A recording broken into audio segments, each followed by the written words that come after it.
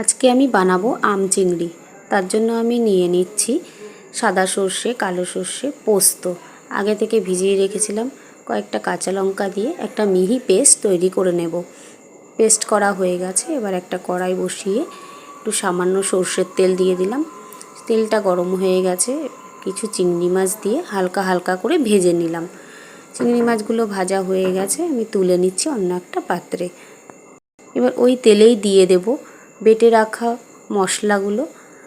তারপর দিয়ে দেব একটু কাঁচা আম পেস্ট করে রেখেছিলাম, 2 চামচ কাঁচা আমের পেস্ট, স্বাদ মতো নুন, চিনি, হলুদ গুঁড়ো সামান্য, লাল রেড চিলি পাউডার। একটু নেড়ে চেড়ে কষিয়ে নেব। একটু মশলাটা কষে গেলে তারপর দিয়ে দেব কাজু বাদাম বাটা। তারপর দিয়ে দেব 2 চামচ কাজু বাদাম বাটা। তারপর আবার একটু সামান্য কষিয়ে নেব। মশলা থেকে একটু তেল ছেড়ে গেলে তারপর ভেজে রাখা চিংড়ি মাছগুলো দিয়ে সামান্য নেড়ে চেড়ে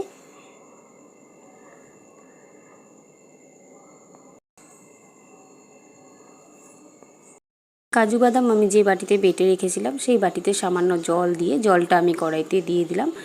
আরও একটু জল দিয়ে কিছুক্ষণ ফুটতে দেব। তারপর আমার রেডি আম চিংড়ি।